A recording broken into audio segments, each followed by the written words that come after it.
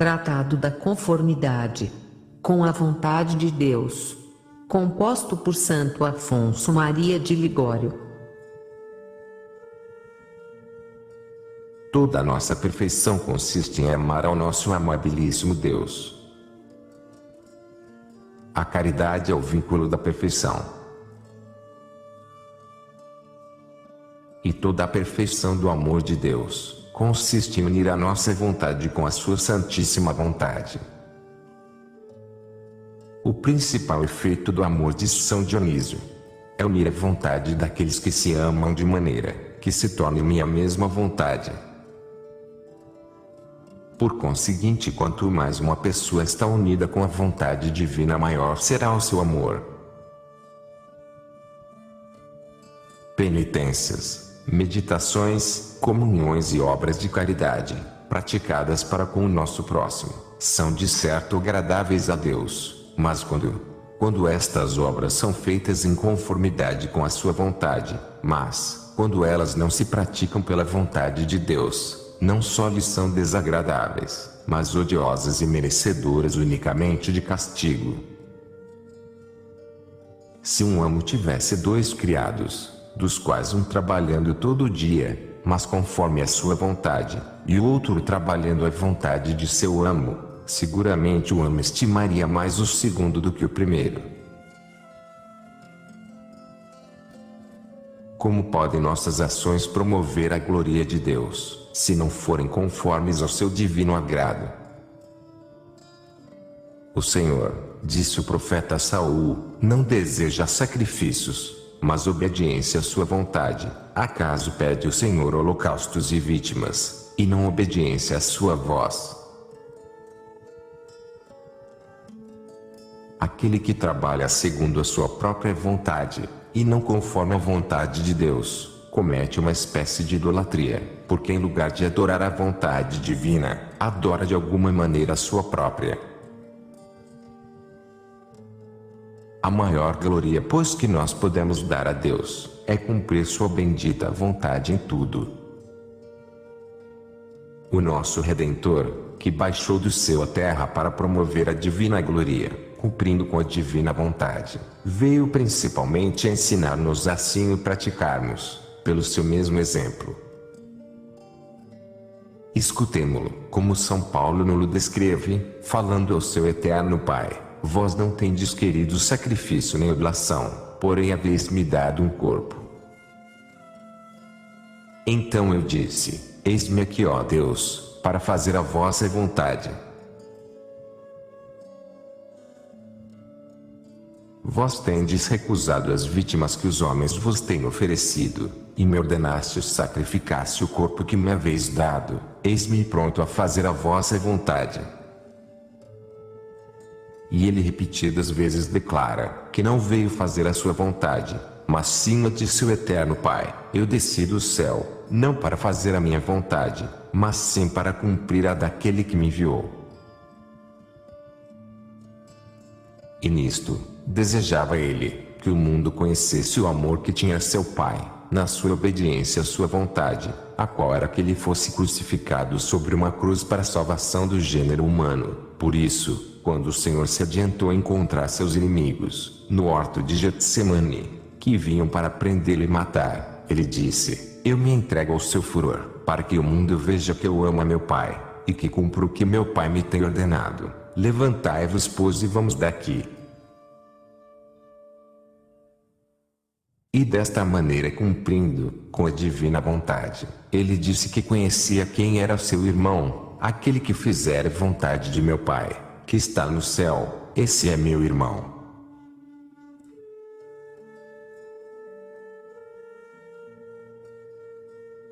Tem sido sempre este o fim que os santos todos têm levado em vista: a conformidade com a vontade de Deus.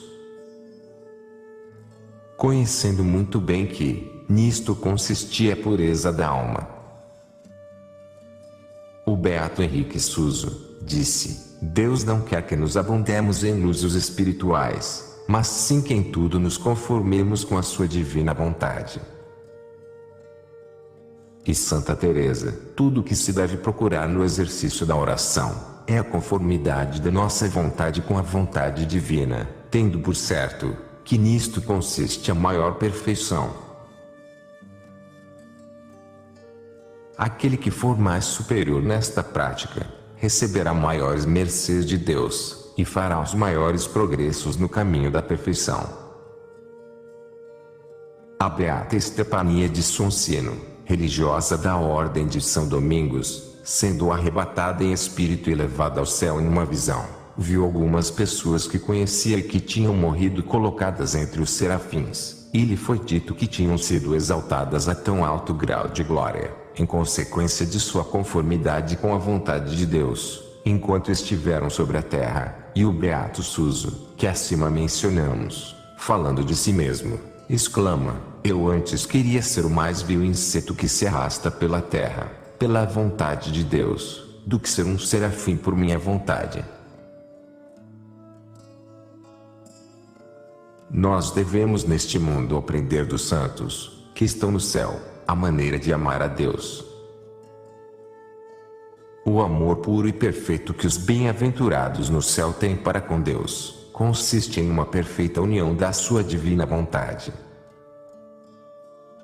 Se os serafins entendessem ser esta vontade, que eles levantassem montes de areia sobre as praias do mar, por toda a eternidade, ou que arrancassem erva nos jardins, eles o fariam com o maior prazer e gosto.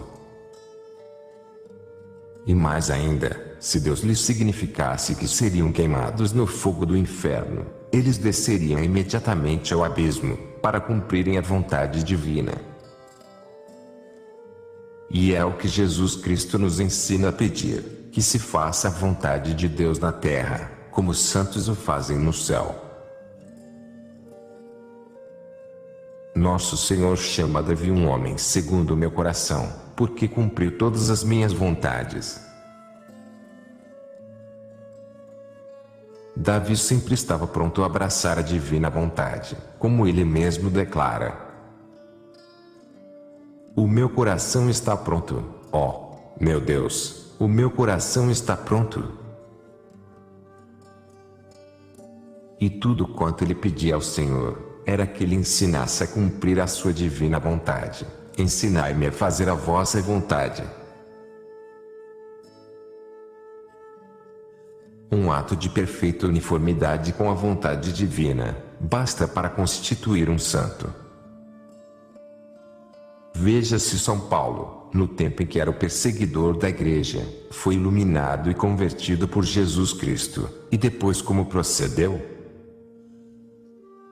Que disse: tudo quanto fez foi oferecer-se à divina vontade, dizendo: Senhor, que quereis vós que eu faça? E o Senhor lhe declarou que seria um vaso de eleição e o apóstolo dos gentios. Aquele que entrega a Deus a sua vontade, entrega-lhe tudo. Quem dá seus bens em esmolas, seu corpo às disciplinas, e seu alimento ao jejum dá uma parte do que possui, mas aquele que entrega a Deus a sua vontade, dá tudo, e pode dizer: Senhor, eu sou pobre, mas eu vos dou tudo quanto possuo, dando-vos a minha vontade, e nada mais tenho que vos dar. É isto só que Deus espera de nós, filho, diz Ele a cada um de nós: dai-me o teu coração. Isto é, a tua vontade. Nós, diz Santo Agostinho, não podemos oferecer a Deus coisa que mais agradável lhe seja, que dizer-lhe: Senhor, tomai posse de nós, nós vos entregamos a nossa vontade, fazei-nos saber o que exigis de nós, e nós o cumpriremos. Se, pois queremos dar um grande prazer a Deus, devemos conformar-nos com a sua divina vontade, mas não só conformar-nos, porém unirmos-nos aos seus mandados. Conformidade expressa a união da nossa com a vontade de Deus, mas uniformidade quer dizer mais, quer que a vontade divina e a nossa seja uma só, de maneira que não devemos desejar, senão que Deus deseja e quer. É esta maior perfeição a qual devemos aspirar. este deve ser objeto de todas as nossas ações, de todos os nossos desejos, meditações e orações. Para isto devemos pedir o socorro do nosso anjo da guarda e santos, nossos advogados, e sobretudo a proteção da Santíssima Mãe de Deus, a qual é mais perfeita entre todos os santos, e porque foi quem mais perfeitamente abraçou a vontade divina em todas as ocasiões.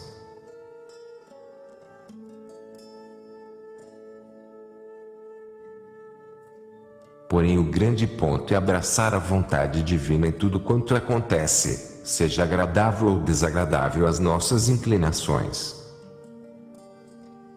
Nas coisas agradáveis, os mesmos pecadores se conformam com a vontade de Deus, porém os santos unem-se à vontade divina, mesmo quando são desagradáveis e contra o amor próprio.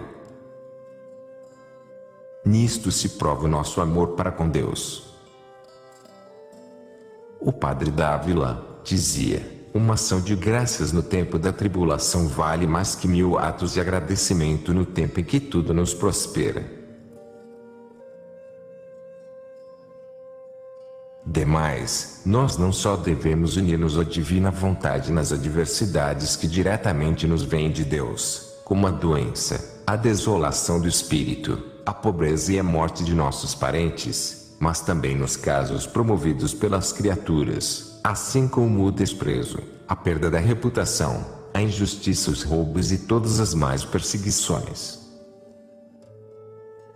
Devemos atender, quando sofremos injúrias na nossa reputação, honra ou bens, que nosso Senhor não deseja o pecado que os outros cometem, mas sim a nossa humilhação, pobreza e mortificação. É certo e de boa fé que tudo quanto acontece no mundo é por permissão divina. Eu sou o Senhor, fora de mim não há outro. Sou o Senhor que faço todas as coisas. Do Senhor nos vêm os bens e os males, porque nos são contrários, mas que realmente são para nós bens, quando os aceitamos de suas mãos. Diz o profeta Amos: haverá mal em alguma cidade, que o Senhor não tenha feito. E Salomão diz: o bem e o mal, a vida, a morte, a pobreza e a riqueza de Deus nos provém. É certo, conforme o que eu tenho dito, que quando um homem vos ofende, não é esta ofensa desejada por Deus, nem ele concorre na enaltecia de sua vontade, mas concorre pelo concurso geral das ações materiais que vos afligem, envergonham ou injuriam, de maneira que a ofensa recebida é sem dúvida permitida por Deus, e vem de sua mão. Assim o Senhor disse a Davi, que ele seria o autor das injúrias que havia de receber de Absalão: levantarei malas contra ti, que procederão de tua própria casa, tirar-te-ei tuas mulheres diante de teus olhos, isto em castigo dos teus pecados. Também disse aos hebreus que, em consequência de suas iniquidades, lhes mandaria os assírios para os despojarem e arruinarem. Ai do assírio, ele é a vara e a espada da minha ira. Eu o mandarei para os despojar. Santo Agostinho assim explica isto: a impiedade dos assírios foi a espada de Deus, para castigo dos hebreus. E o mesmo Jesus Cristo disse a São Pedro, que a sua morte e paixão não proveria tanto dos homens, como da vontade de seu eterno Pai. Não beberei o cálice que o Pai me deu. Quando o mensageiro, o qual se julga ter sido o diabo, veio dizer que os sabianos lhe tinham tirado os seus bens e morto os seus filhos, que respondeu o santo homem: o Senhor os deu, e o Senhor os levou. Ele não disse: o Senhor deu-me filhos e bens, e os sabianos tudo me tiraram. Mas sim, o Senhor nos deu e o Senhor nos levou. Porque ele bem sabia que a sua perda fora permitida pelo Onipotente, e depois acrescentou: assim como foi do agrado do Senhor, assim se fez. Bendito seja o nome do Senhor. Não devemos, portanto, receber nossos infortúnios, como da mão do acaso ou da malícia dos homens, mas devemos estar persuadidos que tudo quanto nos acontece, é pela vontade de Deus. Conheci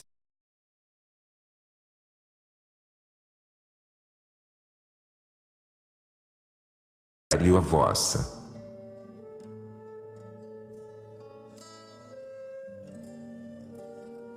Epíteto e ato. 2 Bem-aventurados mártires de Jesus Cristo, quando sofreram tormento, queimados com fachos por ordem do tirano, e dilacerados com ganchos de ferro, disseram somente: Senhor, seja feita em nós a vossa vontade. E quando chegaram ao lugar da execução, exclamaram em altas vozes: Bendito sejais, ó Deus eterno, porque a vossa vontade se cumpriu amplamente em nós. Cesário relata que certo religioso, que ainda que exteriormente não era diferente dos mais, tinha contudo chegado a um tal grau de santidade, que pelo mero toque de seus hábitos, curava aqueles que estavam doentes. O superior, admirado disto, perguntou-lhe como fazia ele estes milagres, não vivendo mais exemplarmente do que os outros, ao que o religioso respondeu que também se admirava, e não sabia a razão disso, mas quais são as vossas devoções? Lhe tornou o abade. O bom religioso replicou que poucas eram, ou para melhor dizer, nenhumas, mas que sempre tinha cuidado de entregar a sua vontade à vontade de Deus, e que nosso Senhor lhe havia concedido a graça de abandonar inteiramente a sua vontade. A divina prosperidade não me leva, nem a adversidade me abate, porque eu tudo recebo como vindo da mão de Deus, e para este fim dirijo todas as minhas preces, para que a sua vontade se cumpra perfeitamente em mim. O superior lhe replicou: Não vos ressentistes vós ontem contra o inimigo, que tanto nos prejudicou, roubando-nos os nossos mantimentos, e lançando-nos o fogo na nossa propriedade, destruindo-nos o nosso gado e a nossa seara? Não, foi a sua resposta. Pelo contrário, dei graças a Deus como costumo fazer em iguais desgraças, conhecendo que Deus faz ou permite tudo para sua maior glória e nosso maior bem, e por esta razão sempre estou contente, suceda o que suceder. Ouvindo isto, o abade, e vendo em tanta uniformidade com a vontade divina, não se admirou mais de que ele fizesse milagres. Aquele que assim fizer não só vem a ser um grande santo, mas goza de uma paz perpétua. Afonso o Grande, rei de Aragão, príncipe mais sábio, perguntando-se-lhe quem pensava ele que era o homem mais feliz, respondeu: aquele que em tudo se conforma com a divina vontade, e que recebe os bens e os males como se viessem das mãos de Deus. Aqueles que amam a Deus, todas as coisas concorrem para bem. Aqueles que amam a Deus, vivem sempre satisfeitos, porque todo o seu prazer é cumprir a divina vontade, mesmo nas coisas que lhes são desagradáveis, tanto que as inquietações se mudam em deleites, pelo pensamento de que, aceitando-as voluntariamente, agradam a seu amado Senhor. Tudo quanto acontecer ao homem justo, o não entristecerá. E com efeito, que maior felicidade pode o homem experimentar, do que o cumprimento de seus desejos? Então, quando se deseja o que Deus quer, tem cada um tudo quanto deseja, pois que, exceto o pecado, tudo quanto suceder no mundo é pela vontade de Deus. Conta-se nas vidas dos padres, que certo lavrador colhia sempre maior quantidade de frutos do que os seus vizinhos, e perguntando-se-lhe o motivo, respondeu que se não admirassem porque as estações andavam sempre a seu arbítrio. Como assim? Disseram os outros. Por quê? Respondeu ele. Nunca desejo outro tempo senão aquele que Deus manda. E como eu quero o que Deus quer, Ele também me faz à vontade, dando-me uma boa colheita. As almas resignadas, diz Salviano, quando se sentem humilhadas, confessam a sua humilhação. Quando são pobres, sofrem involuntariamente a sua pobreza. Em uma palavra, resignam-se a tudo quanto lhes acontece, e por isso são sempre felizes durante a vida. Se chega o calor, o frio, ou a chuva, aquele que se conforma à vontade do Senhor, diz: eu desejo que haja calor, e frio, ou chuva, porque essa é a vontade de Deus. Se a pobreza, a perseguição ou a doença o afligem, ou a mesma morte, ele dirá: eu desejo ser pobre, perseguido ou doente, porque esta é a vontade de Deus. É esta a gloriosa liberdade que os filhos de Deus gozam, a qual vale mais do que todos os reinos e principados deste mundo. Esta é a sólida paz que os santos desfrutam, que excede a toda a compreensão. E todos os prazeres sensuais, festas, banquetes, honras e mundanas gratificações são vaidade e caducidade, e, enquanto que fascinam e entretêm por alguns momentos, afligem o espírito, onde só pode haver a verdadeira felicidade. Aqui exclama Salomão, depois de ter esgotado o gozo das delícias do mundo: mas isto é também vaidade e vexação de espírito. O louco, diz o Espírito Santo, muda como a lua, mas o homem justo continua em seu juízo, assim como o sol. O insensato, isto é, o pecador, muda como a lua, hoje está no crescente, amanhã no minguante, hoje está alegre, amanhã triste, hoje meigo, amanhã furioso como um tigre. E por quê? Porque a sua felicidade depende da prosperidade e adversidade que ele pode encontrar, e então muda conforme as circunstâncias. Mas o homem justo é como o sol, sempre igual na sua serenidade, sejam os sucessos quais forem, porque a sua felicidade está na conformidade com a vontade divina, e por esta conformidade goza uma inalterável paz. Paz na terra aos homens de boa vontade, disse o anjo aos pastores. E quem são estes homens de boa vontade? São aqueles que estão sempre unidos à divina vontade, a qual é sempre soberanamente boa e perfeita. Tal é a boa, aceita e perfeita vontade de Deus. Porque Deus não pode desejar coisa alguma que não seja a melhor e a mais perfeita.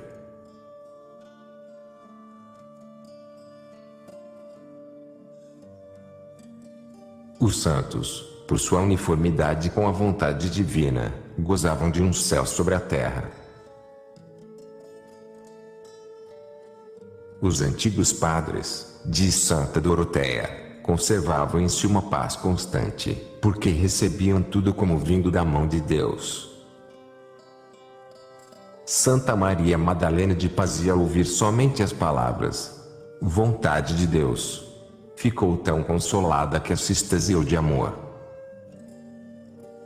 A diversidade, sem dúvida, causa pena e dor em nossos sentidos, mas isto só tem lugar na parte inferior, porque o espírito, que é a parte superior, deve ser todo tranquilidade e paz, estando à vontade unida de Deus. O vosso gozo, disse o Senhor aos seus apóstolos, ninguém vos tirará, e será completo. Aquele que está sempre em uniformidade com a divina vontade, goza de uma paz inteira e perpétua, inteira, porque ele tem tudo quanto deseja, como acima dissemos, perpétua, porque ninguém o pode privar de tanto prazer, assim como ninguém pode obstar ao que Deus quer. O padre João Tauleiro, segundo o padre Sangiori, e o padre Nirenberg, conta de si mesmo, que tendo por muitas vezes pedido a Deus que lhe ensinasse o caminho da vida espiritual, ouvi um dia uma voz que lhe dizia que fosse a certa igreja, e ali acharia a pessoa que procurava. Ele se dirigiu à dita igreja, e à porta da mesma encontrou um miserável mendigo, descalço e roto, a quem saudou, dizendo: "Bons dias, irmão." O pobre lhe respondeu: "Não me lembro de ter passado um só dia mal, Senhor." O padre replicou: "Deus vos deu uma vida feliz." Ao que ele lhe tornou: "Eu nunca fui infeliz", acrescentando: "Padre, não foi o acaso que me fez responder-vos que nunca tive um dia mau, porque, se tenho fome, louvo a Deus, quando cai neve ou chove, eu bendigo, se alguém me despreza, me despede ou me aflige, ou se encontro outra qualquer tribulação, dou sempre graças a Deus." Disse-vos que nunca fui infeliz, falei a verdade, pois que me tenho acostumado a conformar-me com a vontade de Deus, sem reserva. Assim, tudo quanto me acontece de bem ou de mal, eu recebo de suas mãos com alegria, como se fosse a minha melhor sorte, e isso me torna feliz. "E se Deus quisesse", disse Tauleiro, "a vossa condenação, que havíeis de dizer?" "Se tal fosse a vontade de Deus", respondeu o pobre, "eu com humildade e amor me abraçaria com nosso Senhor, e me lançaria de tal modo com Ele, que quando me quisesse precipitar no inferno, o obrigaria a ir ali comigo, e me acharia então mais feliz com Ele no abismo, do que gozando das delícias do céu sem Ele." "Onde achastes a Deus?", perguntou o padre. "Achei onde deixei as criaturas." "Quem sois vós?" "Eu sou um rei." "Onde é o vosso reino?" "Na minha alma, onde conservo a ordem. As minhas paixões obedecem à razão, e a minha razão obedece a Deus." Por fim Tauleiro lhe perguntou o que tinha feito para se adiantar na perfeição. "Guardei silêncio", respondeu o mendigo, "ser silencioso com os homens em ordem a falar com Deus, e na união que tenho conservado com a vontade de meu Senhor, tenho achado e acho toda a minha paz." Tal era, em uma palavra, este pobre homem, pela sua uniformidade com a vontade divina. Ele na sua pobreza era seguramente mais rico do que todos os monarcas da terra, e mais feliz em seus padecimentos, que todos os mundanos no gozo de todos os prazeres. Quão grande é a estupidez daquele que resiste à vontade divina! Forçoso é sofrer tribulações, porque ninguém se pode subtrair ao cumprimento dos divinos decretos. Quem resiste à sua vontade e sofre lásão sem fruto, e também trarão sobre si maiores castigos na vida futura, e maior ansiedade na presente quem jamais lhe resistiu, e obteve paz. Se o homem enfermo se queixa de suas dores e enfermidades, se o que é pobre lamenta a sua sorte perante Deus, e se enfurece e blasfema, que lhe resulta senão aumento de suas aflições? Que procuras tu, ó homem, diz Santo Agostinho, quando procuras bens? Procuro o único bem, no qual se encerram todos os bens. Que procuras tu exceto Deus? Procura-o, e acha-o, une-te e liga-te a Ele, à sua vontade, viverás feliz nesta e na outra vida.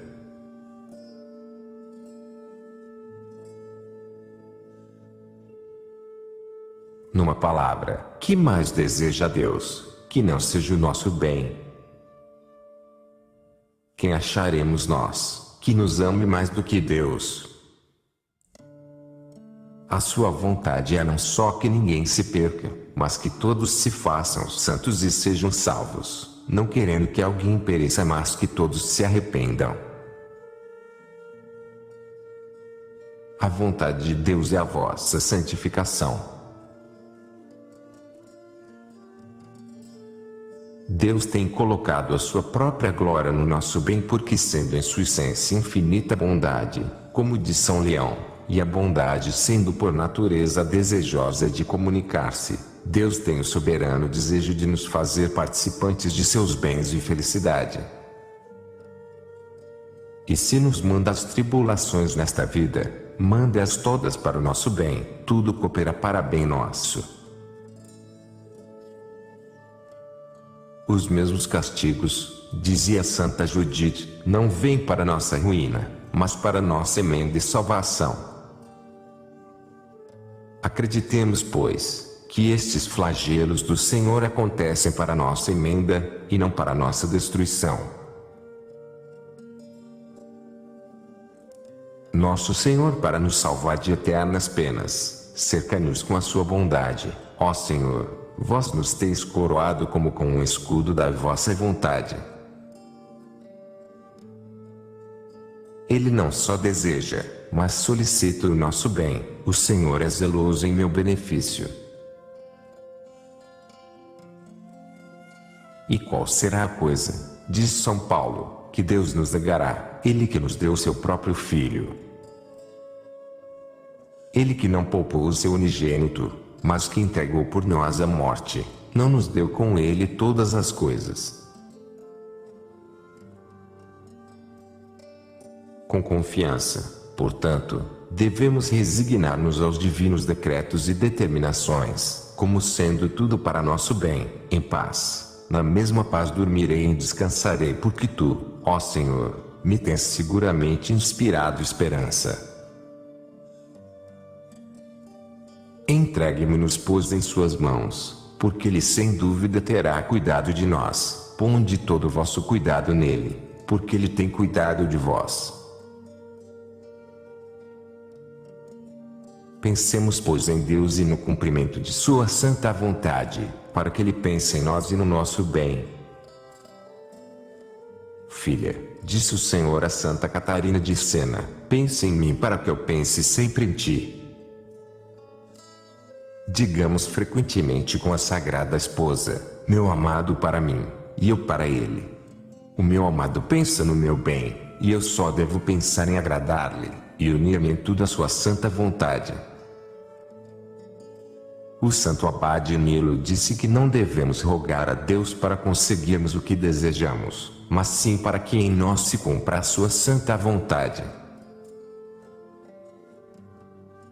E quando a adversidade nos persiga, aceitemo-la das mãos de Deus, não só com paciência, mas com alegria, segundo o exemplo dos apóstolos, que saíram da presença do conselho, alegrando-se de serem dignos de padecer opróbrios pelo nome de Jesus Cristo. Qual pode ser a maior felicidade da alma, do que saber, quando sofre qualquer tribulação, que sofrendo de boa vontade, se torna sobretudo agradável a Deus. Os escritores sobre a vida espiritual nos dizem que, ainda que Deus se apraz com o desejo que algumas almas têm de sofrer por Ele, e de lhe agradar, muito mais lhe a uniformidade daqueles que nem desejam gozar nem sofrer, mas que inteiramente se resignam à sua santa vontade, desejando somente cumpri-la. Se desejais agradar a Deus, e viver feliz no mundo, uni-vos sempre em todas as coisas à vontade divina. Refleti que todos os vossos pecados, e a amargura de vossa vida passada têm procedido de vos afastardes da vontade de Deus. Abraçai, pois, daqui em diante a vontade divina, e dizei sempre em qualquer acontecimento, assim seja, meu Pai, porque assim é agradável a vós à vista. Quando vos inquieta algum caso adverso, pensai que vos foi mandado por Deus, e dizei imediatamente: mudo fiquei e não abri a boca, porque vós o tendes feito. Senhor, pois que vós assim o fizestes, eu nada digo, e o aceito. A este fim deveis dirigir todos os vossos pensamentos e orações, procurar rogar a Deus na meditação, na comunhão, nas visitas ao Santíssimo Sacramento, para que vos auxilie a cumprir a sua vontade. E mesmo oferecer-vos a Ele, dizendo: ó meu Deus, eu aqui estou, faça-se em mim, e em tudo quanto me pertence, o que for mais do vosso agrado. Era esta uma constante prática de Santa Teresa. Pelo menos esta santa se oferecia a Deus 50 vezes no dia, para que Ele se dignasse dispor dela, como melhor lhe agradasse.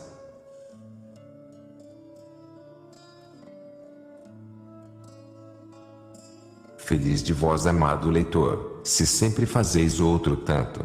A santidade será consequência, e, tendo passado uma ditosa vida, concluirá com uma não menos ditosa morte. Quando se passa desta para outra vida, a esperança que os que ficam concebem da salvação do que foi, procede do conhecimento que haja, de que morrer com resignação. Se abraçamos todas as vicissitudes da vida, como vindas da mão de Deus, e mesmo na morte, com submissão à sua vontade, por certo que morreremos santos, e seremos salvos. Abandonemos-nos, pois, em tudo à boa vontade daquele Senhor, que, sendo mais sábio, conhece o que melhor nos convém, e sendo mais amante, pois que deu a sua vida por nosso amor, quer também o que é melhor por nós. Fiquemos certos e persuadidos, diz São Basílio, que Deus procura o nosso bem, sem comparação melhor do que nós o podemos procurar ou desejar. Mas prossigamos e consideremos em que coisas nos devemos unir com a divina vontade. Primeiro, devemos unir-nos à vontade de Deus nas coisas naturais, como quando faz frio, calor, quando chove, ou em tempo de escassez ou epidemia, e em outros casos iguais. Devemos abster-nos de dizer: que intolerável frio, que horroroso calor, que desagradável estação. Ou fazermos uso de algumas expressões que mostrem a nossa repugnância para com a vontade de Deus. Devemos querer tudo como é, porque Deus de tudo dispõe. São Francisco de Borja, indo uma noite a um convento da sua ordem, enquanto que nevava muito, bateu à porta muitas vezes, porém os padres que estavam dormindo não lhe abriram. Quando amanheceu, muitos deles lastimavam tê-lo feito esperar tanto fora de casa, mas o santo lhes disse que ele tirara muita consolação durante aquele tempo, pensando que era Deus quem fazia cair os flocos de neve sobre ele. Segundo, devemos unir-nos à divina vontade, quando padecemos fome, sede, pobreza, desolação e desonra. Em todo caso devemos dizer: Senhor, vós fazes e desfazes, e eu estou contente, desejando unicamente o que vós queres. E o mesmo devemos dizer, diz Rodrigues, naqueles casos imaginários sugeridos por Satanás, na intenção de nos fazer cair em alguma maldade, ou pelo menos para nos inquietar. Se alguém vos dissesse estas e aquelas palavras, ou vos fizesse estas ou aquelas ofensas, que diríeis? Que faríeis? Devemos responder: eu diria e faria o que Deus quisesse, e assim nos livraríamos de toda falta de inquietação. Terceiro, se temos algum defeito natural, ou no nosso espírito ou no nosso corpo, como ter pouca memória, engenho rude, pouca habilidade, falta de algum membro, saúde fraca, não nos lastimemos. Pois que merecimento tínhamos para que Deus nos desse uma alma mais sublime, ou um corpo mais bem organizado? Não podia Ele permitir que nascêssemos na classe dos brutos. Não podia Ele deixar-nos no nosso nada.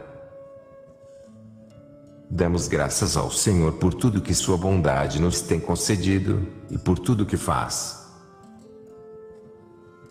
Quem sabe, se tendo nós tido maiores talentos, uma perfeita saúde, um corpo extremamente bem organizado, nos teríamos perdido.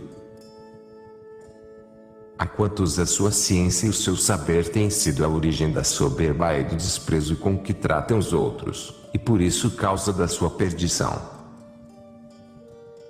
Em tal perigo estão outros muitos, que se adiantam nas ciências e nos talentos. A quantos outros a beleza e suas forças têm sido causa de muitos crimes. E ao contrário, quantos por serem pobres, enfermos e disformes na sua figura, se têm salvado, e sido santos. E quantos se fossem ricos, instruídos e de boa presença, se teriam perdido e condenado. Portanto, contentemo-nos com o que Deus nos tem concedido. Não é necessária a beleza, a saúde, nenhum engenho agudo, só é necessário salvar-nos, disse Jesus Cristo. Devemos particularmente ser resignados nas enfermidades corporais, e voluntariamente abraçá-la de maneira e pelo tempo que Deus tenha determinado visitar-nos com elas. Devemos tomar remédio, para restaurarmos a saúde, porque tal é a vontade de Deus. Porém, não aproveitando estes, devemos unir-nos à vontade divina, o que nos será de maior vantagem do que a mesma saúde, e devemos dizer em ocasiões tais: Senhor, eu não desejo a saúde nem a doença, desejo unicamente que a vossa vontade seja feita. É sem dúvida a grande virtude, não lamentar nossas aflições, durante o tempo da dor ou enfermidade, porém, quando estas pesam sobre nós, não nos é vedado descrevê-la a nossos amigos, nem mesmo rogar a Deus que nos livre delas. Falo daquelas dores ou enfermidades que atacam severamente, que muitos há tão sofridos, que pela mais leve indisposição ou fadiga, pretendem obter a compaixão de todos. O mesmo Jesus Cristo, começando a sua paixão, deu a conhecer a seus discípulos a sua tribulação: a minha alma está triste até a morte. E ele rogou ao seu eterno Pai o livrar-se dela: meu Pai, se é possível, passe de mim este cálice. Mas o mesmo Jesus nos ensinou que o que devemos fazer depois de tais preces é resignar-nos imediatamente à vontade divina, dizendo: não como eu quero, mas como vós quereis.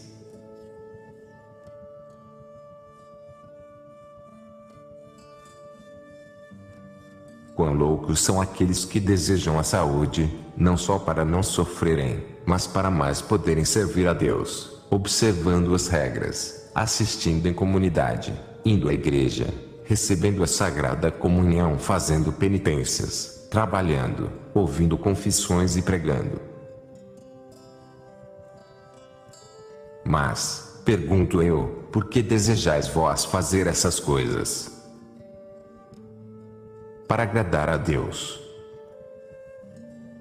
Para que procurais vós agradar-lhe nessas coisas, quando conheceis que lhe não é agradável a prática de vossas ordinárias devoções, comunhões, penitências, estudos ou sermões, mas sim que suporteis com paciência as dores e enfermidades que lhe foi servido mandar-vos. Uni, pois, vossos padecimentos aos de Jesus Cristo. Porém é-me penoso ser inútil e pesado à comunidade. Conformai-vos com a vontade de Deus, e persuadi-vos que vossos superiores estão resignados a ela, vendo que servis de peso à comunidade, é pela vontade de Deus, e não por preguiça vossa. Vossos desejos e mortificações não procedem do amor de Deus, mas sim do amor próprio, que procura pretextos para se desviar da vontade divina. Se desejarmos agradar a Deus, quando nos acharmos doentes e de cama, basta repetir estas palavras: Senhor, seja feita a vossa vontade, por cujas palavras agradaremos mais a Deus, que por todas as devoções e mortificações que nos seja possível oferecer-lhe. Não há melhor caminho no serviço de Deus do que aquele que nos conduz a abraçar a sua vontade com alegria. O venerável Padre Ávila escreveu a um sacerdote que estava enfermo: amigo, não vos inquieteis com o bem que poderíeis fazer, se estivesseis bom, mas contentai-vos de continuar doente todo o tempo que Deus quiser. Se procurais a vontade de Deus, indiferente vos deve ser o estar mal de saúde. E certamente assim eu podia dizer, porque as nossas obras não glorificam a Deus, mas sim a nossa resignação e conformidade à sua santíssima vontade. Daqui diz também São Francisco de Sales, que Deus é mais bem servido por nossos padecimentos do que por nossas fadigas. Em muitas ocasiões os médicos, ou os remédios faltam, ou o médico não percebe a moléstia. Em tal caso devemos unir-nos à vontade divina, que tudo isto dispõe para nosso maior bem. Conta-se de um devoto de São Tomás de Cantuaria, que estando doente, fora à sepultura do santo para recuperar a saúde. Melhorou, pois, e voltou ao seu país, porém então pensou consigo mesmo: se a minha enfermidade fosse vantajosa para minha salvação, que uso poderei fazer da saúde? Neste pensamento, voltou ao sepulcro do santo, e lhe suplicou que rogasse a Deus para que lhe concedesse o que melhor contribuísse para a sua salvação, depois do que, recaiu com a mesma doença, e ficou perfeitamente satisfeito, persuadindo-se que Deus o afligia para seu maior bem. Surio relata o mesmo de um cego, que tinha recobrado a vista pela intercessão de São Vedasto, bispo, mas depois pediu que, se a vista lhe não era proveitosa à alma, queria tornar a ser cego, e tendo feito esta súplica, novamente se achou cego como dantes. Portanto, ou estejamos enfermos ou sãos, não devemos pedir nem a saúde, nem a moléstia, porém entregarmos-nos inteiramente à divina vontade de Deus, que é quem dispõe de nós como lhe apraz. Mas, se pedirmos a saúde, seja ao menos pedida com resignação, e expressa condição de que a saúde do corpo não seja prejudicial à salvação da alma. De outro modo nossa súplica seria defeituosa, e não seria ouvida, porque Deus só ouve aquelas rogativas que são acompanhadas de resignação.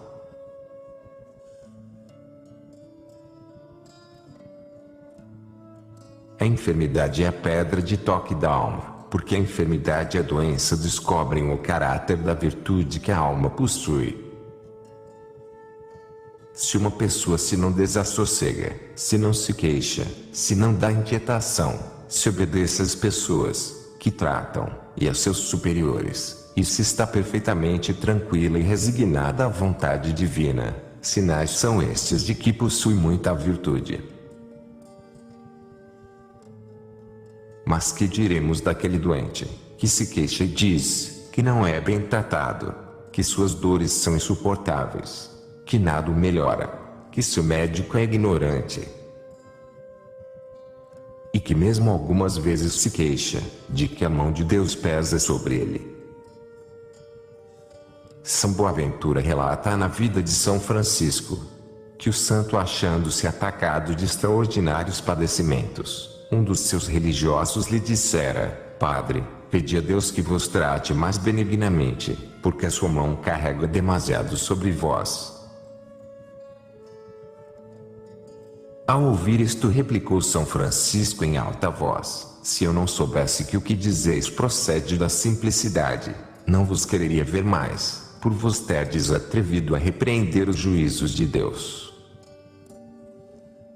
Dizendo isto, posto que fraco e extenuado pelas dores e pela moléstia, lançou-se fora da cama sobre o duro chão, e beijando-o, exclamou: Mil graças te sejam dadas, ó Senhor, pelo padecimento que me mandaste. Peço-te que me mandes maior, se essa for a tua divina vontade.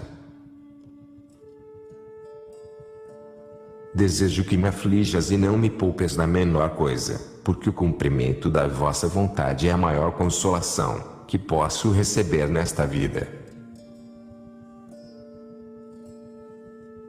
Tem esta conformidade referência também à perda de pessoas que promovem o nosso bem temporal e espiritual.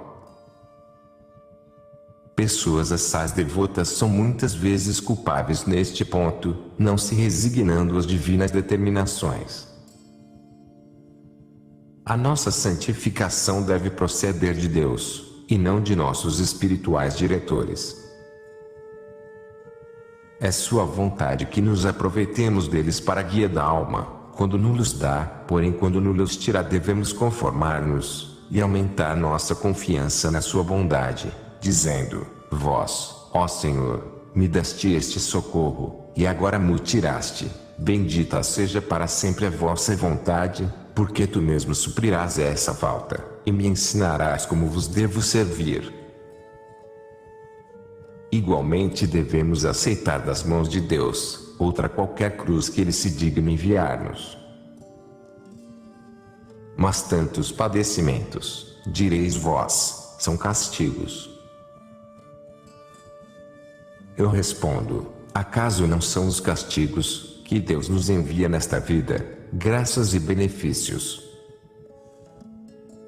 Se o temos ofendido, é necessário satisfazer a divina justiça de algum modo, ou nesta ou na vida futura.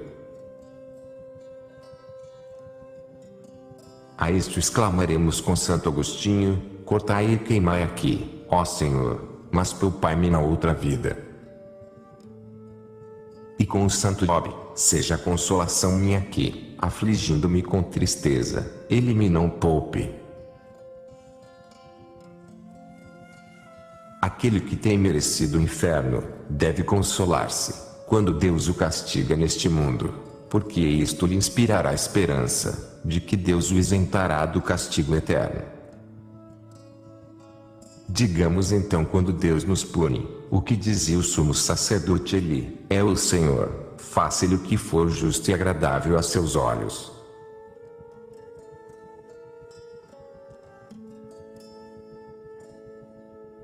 Também nos devemos resignar na desolação do espírito. Nosso Senhor, quando uma alma se entrega à vida espiritual, costuma socorrê-la com abundantes consolações místicas, em ordem a subtraí-la aos mundanos deleites. Porém, vendo-a estabelecida em espírito, retira sua onipotente mão para obter uma prova do amor que esta alma lhe dedica, e ver se ela o servirá sem a recompensa neste mundo de delícias sensíveis. Enquanto vivermos no mundo, diz Santa Teresa, a nossa vantagem não é tanto em gozar de Deus em si mesmo, como em fazer a sua divina vontade. E em outra parte, diz, o amor de Deus não consiste tanto em ternuras espirituais, como em servi-lo com fortaleza e humildade. E continua, Deus experimenta aqueles que ama, com securas espirituais e tentações. Deve, pois, a alma agradecer ao Senhor, quando lhe apraz favorecê-la com doçuras espirituais, mas não afligir-se, nem impacientar-se, quando a entrega à desolação. Devemos especialmente atender a este ponto, porque algumas almas fracas, quando experimentam securas espirituais, pensam que Deus as tem abandonado, pelo menos que lhes não é própria a vida espiritual, e por este motivo descuidam-se da oração, e perdem o benéfico resultado do que até ali haviam praticado. Não há melhor ocasião para a conformidade com a vontade de Deus, do que o tempo da secura espiritual. Não digo que não seja sensível à perda da divina presença, impossível é que a alma não sinta, e a não lamente, quando nosso mesmo Redentor sentiu e lamentou sobre a cruz: meu Deus, porque me desamparaste? Porém, em tão grande aflição, devemos resignar-nos inteiramente com a vontade de nosso Senhor. Todos os santos sofreram securas e desolação de espírito. Que dureza de coração eu experimento, dizia São Bernardo, já não gozo na leitura espiritual, nem meditação. A maior parte dos santos viveram em secura espiritual, e sem consolações. Estas, o Senhor não as concede senão raras vezes, e talvez aos espíritos mais fracos, para que não parem na carreira espiritual. As delícias da recompensa, nos são preparadas por Ele no céu. Este mundo é o lugar onde as adquirimos pela penitência, o céu é o lugar da recompensa. Por consequência, os santos não se entregavam ao fervor com deleites, mas sim com penitências. O venerável João d'Ávila dizia: ó, quão melhor é estar em secura e tentação com a vontade de Deus, do que em contemplação sem ela. Mas direis vós, se eu soubesse que esta desolação vinha de Deus, ficaria satisfeito, porém o que me aflige e me perturba é o temor, que proceda das minhas faltas, e que seja um castigo de minha tibieza. Pois bem, lançai fora essa tibieza, e sede mais diligente. Mas talvez, porque estáis em trevas, vos achais inquieto, vos descuidais da oração e espiritual exercício, e assim tornais o mal pior.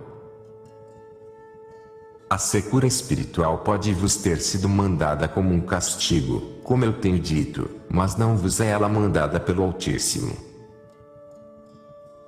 Aceitai-a, pois, como um castigo que tendes merecido, e uni-vos à divina vontade.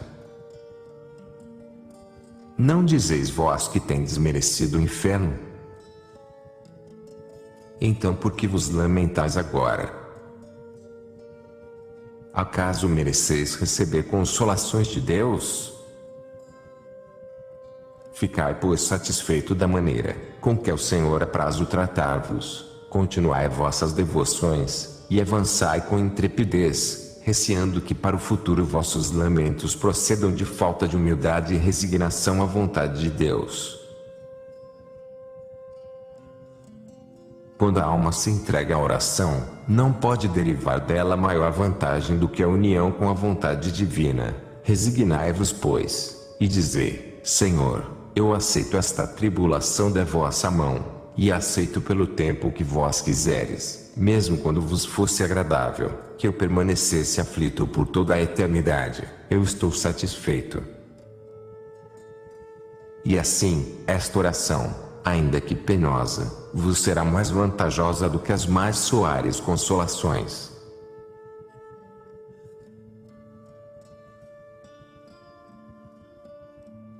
Mas devemos também persuadir-nos que a secura espiritual não é sempre um castigo, mas muitas vezes disposição de Deus para nosso maior bem, e também para nos conservar humildes.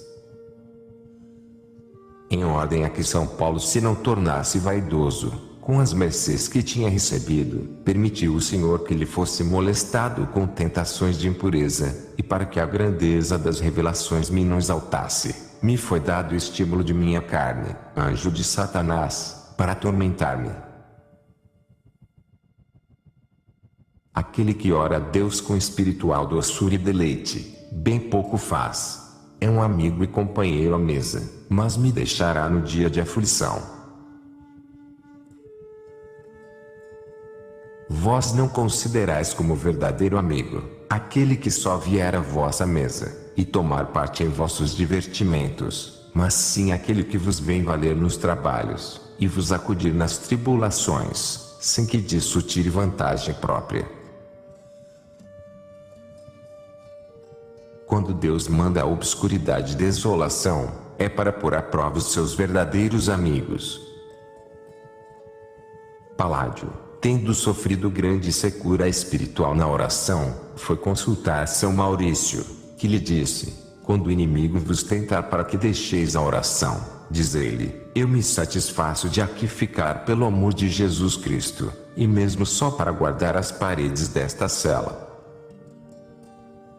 Tal deve ser a vossa resposta, quando fordes tentado a não continuar na oração, porque vos parece que nisso perdeis tempo. Dizei nessas ocasiões: aqui estou para agradar a Deus. São Francisco de Sales diz que, se nós nada mais fazemos quando rezamos, do que afastar distrações e tentações, que rezamos bem. Tauleiro também diz que aquele que no tempo da secura espiritual perseverar na oração, lhe concederá a Deus maiores graças, do que aquele que orar com sensível devoção. O padre Rodrigues diz que um certo homem confessava que pelo espaço de 40 anos não tinha experimentado consolação alguma na oração, mas que naqueles dias em que orava, se sentia mais forte em virtude, porém que se não orava conforme o costume, se sentia possuído de tal fraqueza, que estava inteiramente incapaz de fazer obra alguma boa. São Boaventura e Gerson dizem que muitos, que durante a oração não têm a atenção que desejam, servem mais a Deus do que outros que a conservam, porque esta falta os obriga a serem mais diligentes, pois que, se assim não fosse, se poderiam tornar negligentes e soberbos, na ideia de que haviam achado o que procuravam. E o que temos dito da secura espiritual, podemos também dizer das tentações, porém, se Deus permite que sejamos tentados, ainda que devemos trabalhar para evitar as tentações, sejam estas contra a pureza, ou contra qualquer virtude, não devemos lastimar-nos, mas também nisto resignar-nos à divina vontade. São Paulo, quando lhe deprecava para ser livre de tentação e pura, respondeu o Senhor: a minha graça te é suficiente. E assim, quando Deus nos não concede a mercê de vivermos libertos de tentações que nos molestam, digamos: Senhor, faz e permite o que quiseres, a vossa graça me é suficiente, mas dá-me o vosso auxílio para que eu não a perca. Não são as tentações, mas o consentir nelas, que nos priva da divina graça. Quando resistimos às tentações, tornamo-nos mais humildes, e adquirimos mais merecimento, que nos induz a recorrer a Deus com mais frequência, e nós estamos mais longe de ofendermos, unindo-nos mais intimamente a Ele com o seu santo amor.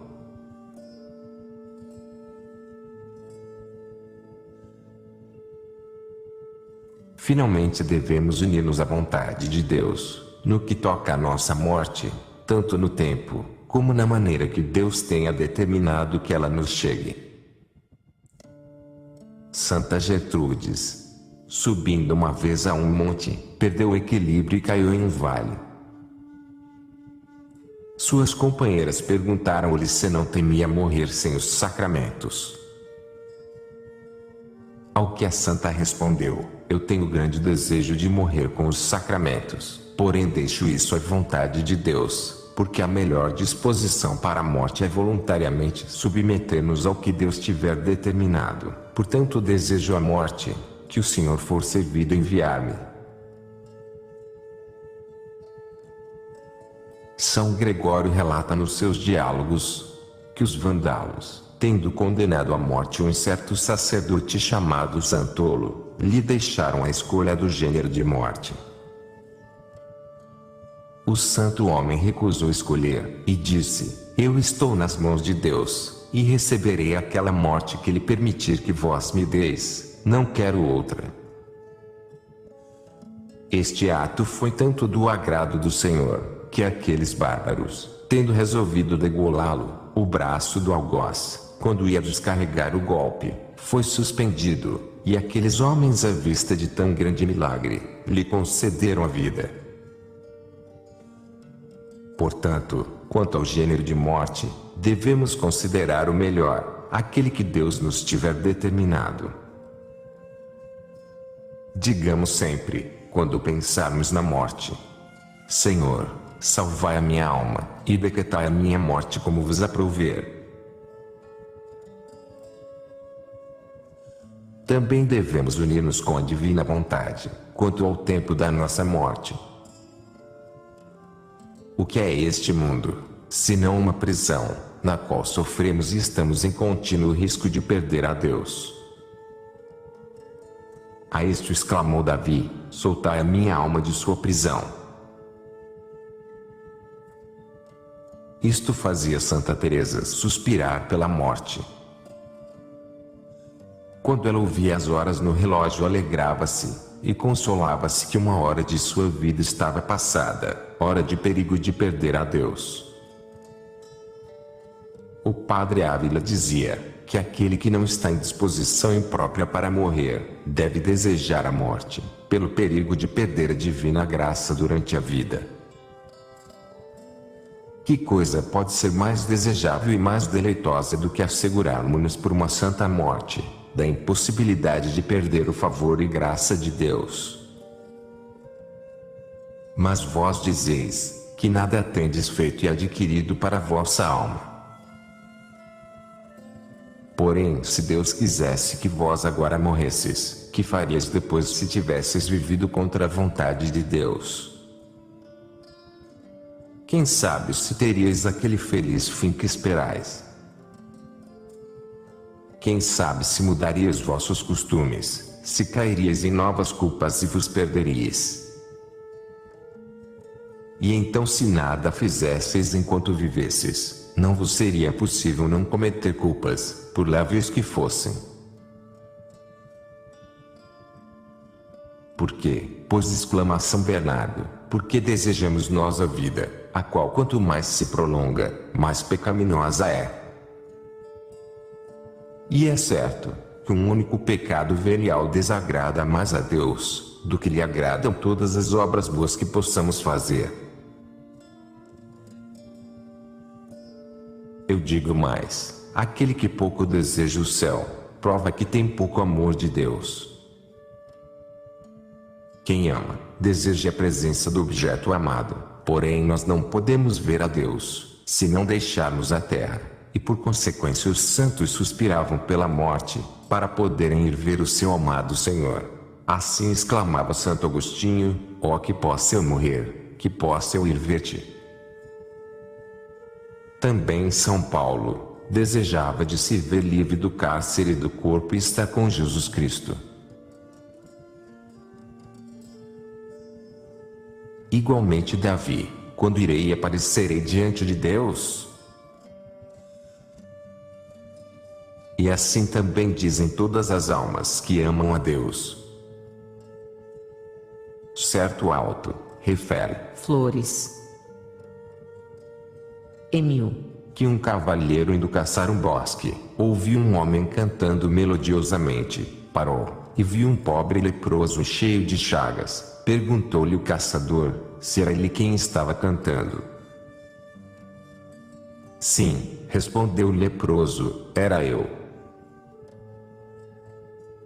E como podeis vós cantar e estar contentes suportando aflições e dores, que vos vão gradualmente privando da vida? O leproso respondeu: entre mim e o Senhor, nada mais há que esta muralha de barro que é o meu corpo. Removido este obstáculo, eu gozarei o meu Deus, e vendo que todos os dias me vai caindo a pedaços, alegro-me e canto.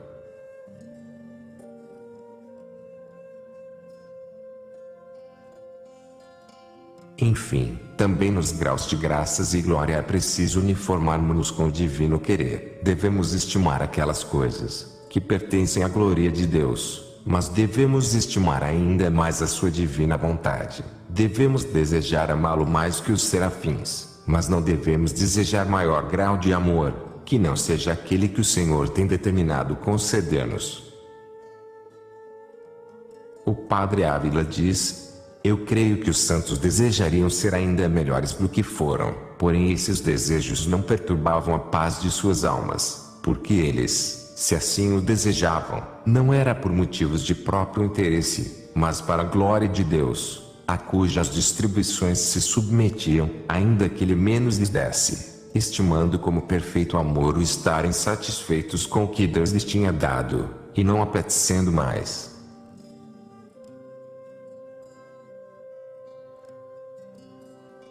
Assim Rodrigues interpreta que, ainda que devemos ser diligentes em aspirar à perfeição até onde possamos chegar, para não servir de escusa a nossa preguiça e tibieza, como alguns fazem, e dizermos, Deus nos dará isto, eu posso fazer só isto. Contudo, quando faltamos nesta carreira, não devemos perder a nossa paz de espírito, nem a conformidade com a vontade divina, a qual permitiu nossa falta, humilhar-nos e arrepender-nos, e procurando maior adjutório em Deus, prosseguir nossa carreira.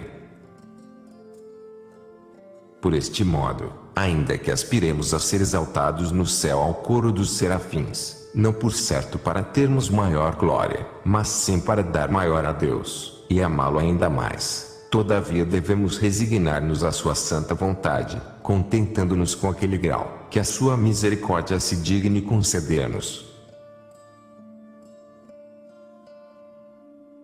Seria, pois, grande culpa desejar dons de sobrenatural oração, e particularmente êxtases e revelações.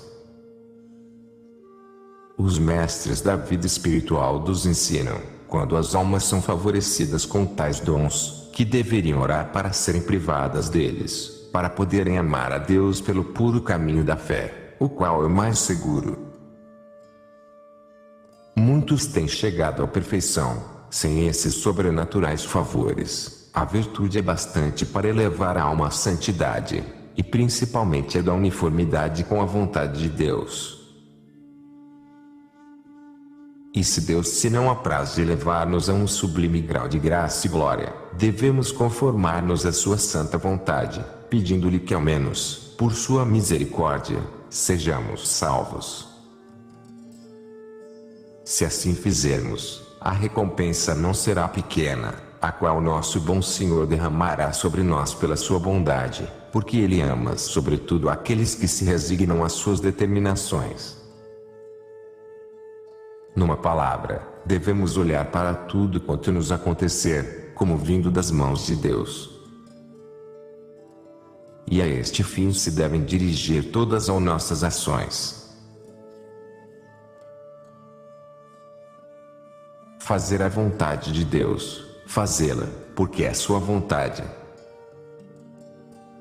E para assim observarmos mais seguramente, devemos deixar-nos guiar por nossos diretores, quanto ao interno, em ordem a conhecermos a vontade de Deus a nosso respeito, tendo grande confiança nestas palavras de Jesus Cristo: aquele que vos ouve, a mim ouve. E sobretudo devemos ser cuidadosos de servir a Deus por aquele caminho que Ele quer que o sirvamos. Digo isto em ordem a evitar a ilusão de muitos, que se entretêm com a ideia de que estão perdendo o seu tempo, e dizem: se eu estivesse em um deserto, se entrasse em um mosteiro, se eu estivesse em outra qualquer parte que não fosse esta, distante de parentes e companheiros, viria a ser santo, praticaria estas ou aquelas mortificações, e me entregaria todo à oração. Eles dizem: eu faria, mas no entanto, suportando involuntariamente a cruz que Deus lhes tem dado, não caminhando pelo vereda que o Senhor lhes tem mostrado, não só se não tornam santos, mas fazem-se maus, péssimos. Estes desejos são muitas vezes tentações do diabo, porque não são conformes com a vontade de Deus, e devemos por isso rejeitá-los, e tomar ânimo para servirmos a Deus no caminho que Ele nos tem escolhido. Fazendo assim, viremos a ser santos, em qualquer estado de vida, em que o Senhor nos tenha colocado. Queremos, pois, sempre o que Deus quer, e fazendo assim, Ele nos abraçará em seu seio.